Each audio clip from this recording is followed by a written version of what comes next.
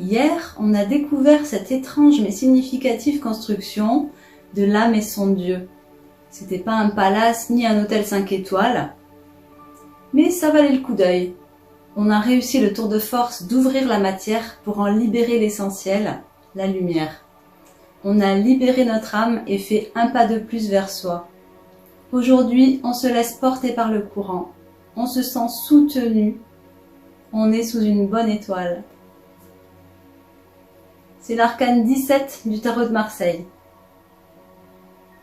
17, 1 plus 7, 8, comme les 8 étoiles présentes sur cette carte. Jamais de hasard. En plus, c'est des étoiles à 8 branches. Les 7 plus petites étoiles ressemblent à des explosions ou à des ratés. Peut-être une allusion à l'artifice secret des alchimistes. La 8e, elle, est parfaite et elle rayonne. Cette carte qui vibre en 8 porte une grande énergie. C'est celle de la reliance, celle de la conquête céleste. C'est l'énergie du chariot portée à son degré supérieur. Et puis c'est aussi le sacré à un niveau supérieur. Donc démarrage de quelque chose d'encore plus élevé, d'encore plus important qu'auparavant. Comme un peu une ascension. On est dans une ambiance naturelle, presque originelle, comme la création du monde. C'est le triomphe des expériences, les potentiels réalisés qu'on avait avec le battleur au tout début. Comme il fait jour, alors on pense à l'étoile du matin, qui n'est autre que Vénus. D'où la beauté de cette carte. C'est une belle lame. On pense au magnifique tableau de Botticelli, La naissance de Vénus, où on la voit les 2 pieds dans une coquille Saint-Jacques. D'où ma petite photo. Elle a des anges et des muses autour d'elle. C'est une carte de connexion en fait aussi. Et la coquille Saint-Jacques, pour Saint-Jacques de Compostelle, le chemin, le cheminant, donc c'est nous. Et c'est aussi Compost Stella, l'étoile dans la terre. Pour la première fois, on voit un personnage féminin nu. Cette nudité, en fait, c'est pour représenter l'authenticité, la vérité de l'être qu'elle est, qui ne se cache plus, qui s'accepte totalement. Et il y a une forme d'humilité parce qu'elle a un genou au sol, donc ça peut être une position de prière, ou comme les chevaliers qui posaient le genou à terre, en signe de dévotion. On sent qu'il y a un lien secret qui unit ce personnage à la terre. C'est une scène mystique et mystérieuse qui, je trouve, renvoie beaucoup d'énergie positive, bienfaisante. Cette carte, elle agit directement en nous quand on la regarde en fait. On sent que la guérison est grande ici. D'où peut-être aussi l'idée de la grande médecine qu'on retrouve avec l'œuvre au rouge.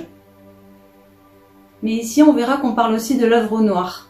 Ça fait penser aux chamans, aux femmes médecines, à la naturopathie, tout ce qui est médecine douce.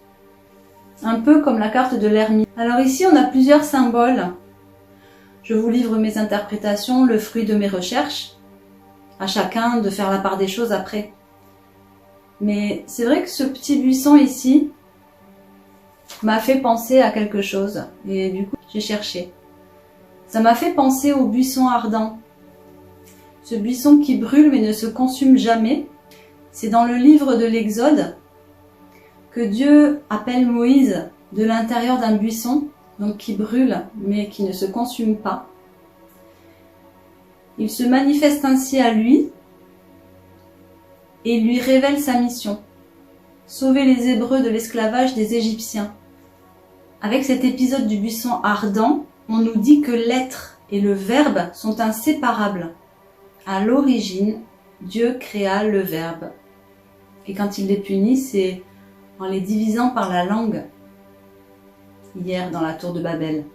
Et aujourd'hui, la lettre hébraïque qui est associée à la carte de l'étoile, c'est la lettre P qui signifie la bouche, le verbe créateur. C'est pas fou? Tant que j'y suis, parce que j'ai oublié hier dans ma vidéo de vous donner la lettre hébraïque qui est associée à la carte de la maison Dieu.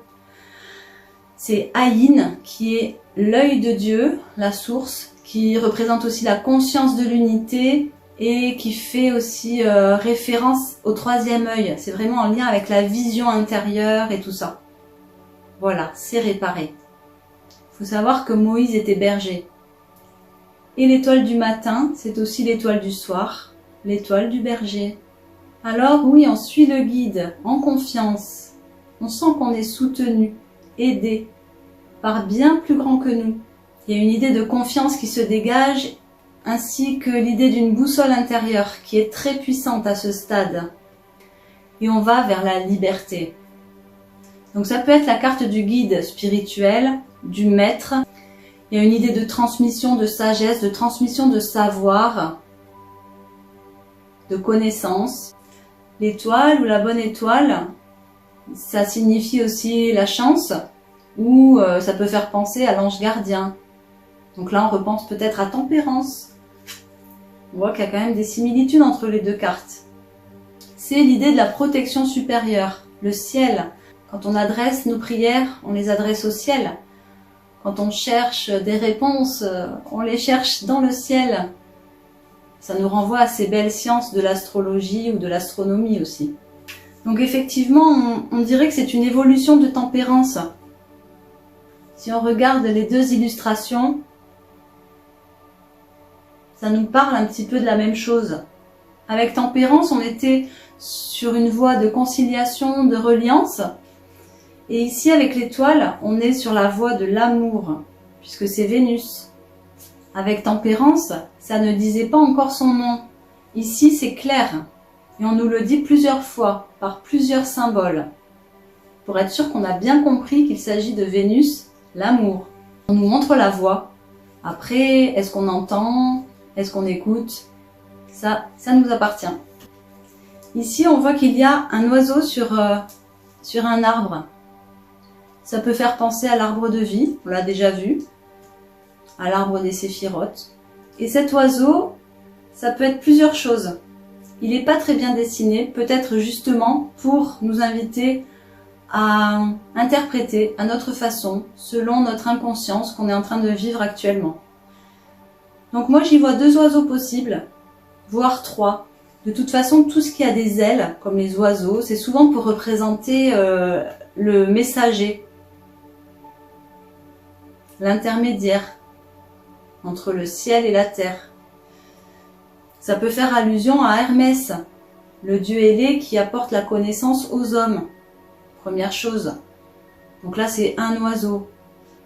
Ça pourrait être un ibis qui représente Thoth. On l'a vu, c'est Hermès. Donc, on en revient un peu au même. Ça peut être le corbeau. Les alchimistes, ils ont une expression, ils disent couper la tête du corbeau. C'est pour dire qu'il faut fixer un volatile, un élément qui est volatile. Ça signifie dissoudre l'ego. Et enfin, ça pourrait être aussi une tourterelle, parce que la tourterelle, devinez ce qu'elle représente, ou qui elle représente, la déesse Vénus. Donc je vous parlais encore une fois d'alchimie, tiens, comme c'est bizarre. Et effectivement, il y a encore pas mal d'allusions alchimiques dans cette carte. Notamment avec les 2 cruches qu'elle est en train de verser. Il y en a une qu'elle verse dans l'eau, l'autre sur la terre. Ça, c'est une opération en alchimie. En alchimie, on parle de vase. Et il y a 2 vases. Le vase de l'art et le vase de nature. Et ces 2 vases, ils représentent 2 forces, 2 mouvements, 2 énergies, qu'on appelle solvé et coagula. Le vase de nature, il représente l'énergie de précipitation, de coagulation, de densification. Et le vase de l'art, il représente la dissolution, l'évaporation, l'élévation. Donc 2 vases, 2 énergies, 2 forces. On les retrouve ici, dans les mains de Vénus. Pour rester dans l'alchimie et terminer avec ça, l'alchimie, c'est plein de voies possibles, différentes. plein d'opérations qu'il faut répéter, on l'a dit. Dans ce qu'on appelle la voie brève, qui est la voie la plus courte, la plus rapide, mais aussi la plus dangereuse, on va pratiquer l'opération avec un vase hermétiquement clos. Donc l'opération se fait dans le noir total, à l'aveugle. C'est une œuvre qui se fait vraiment de manière secrète. Et dans les écrits de Fulcanelli, qui est un grand alchimiste, il est écrit que la seule chose qui pourra indiquer à l'alchimiste qu'il est presque au bout du travail, c'est l'étoile. L'étoile annonce la fracture du creuset.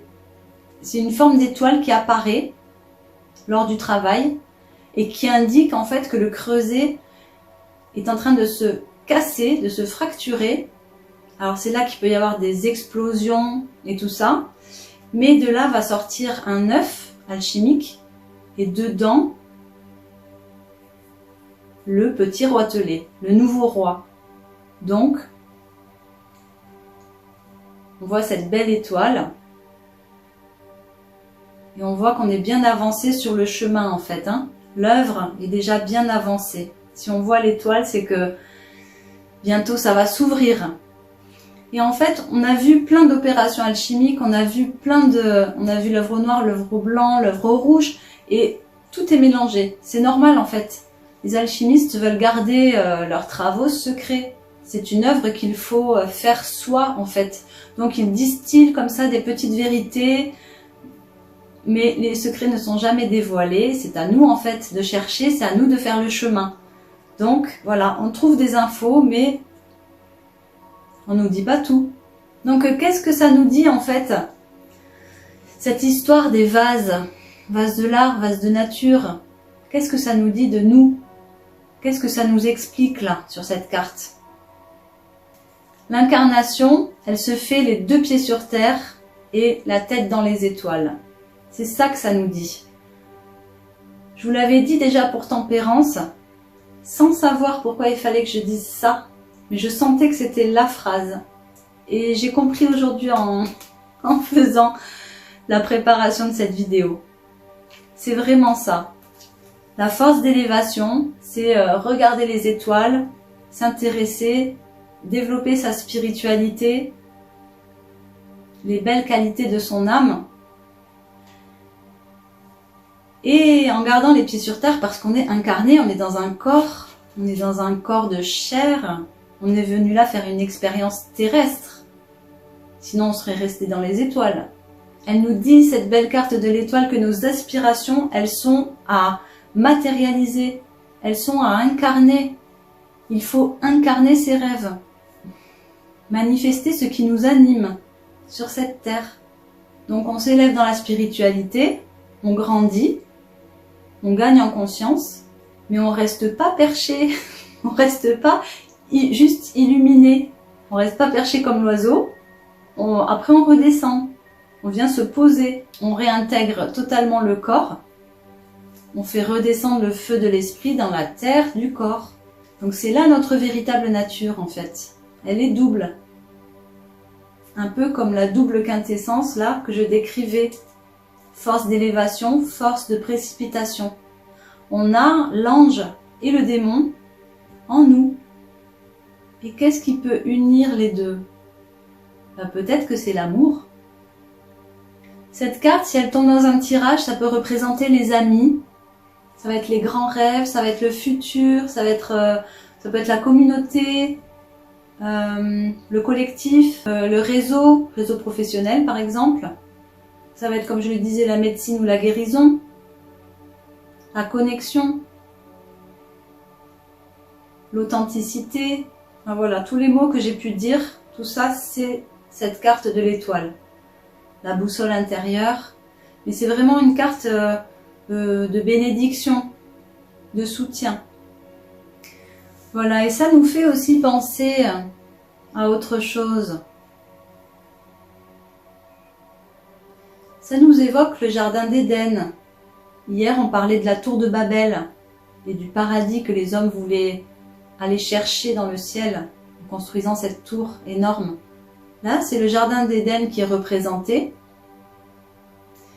Et Pythagore philosophe grec, lui, dans ses écrits, il avait situé le paradis entre la Terre et la Lune.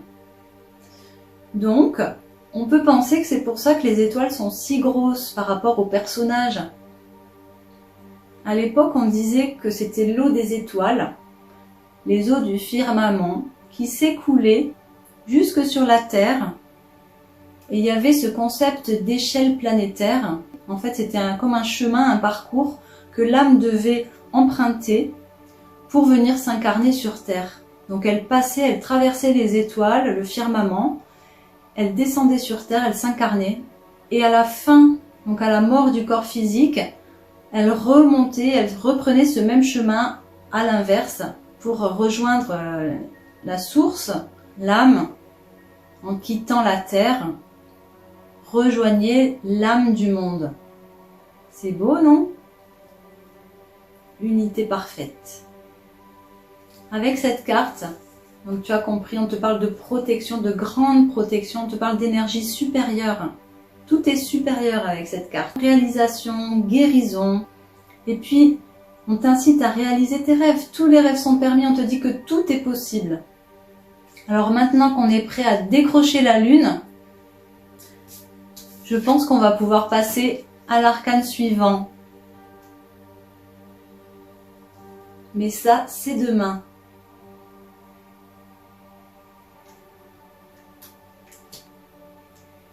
Faites de beaux rêves. Ciao.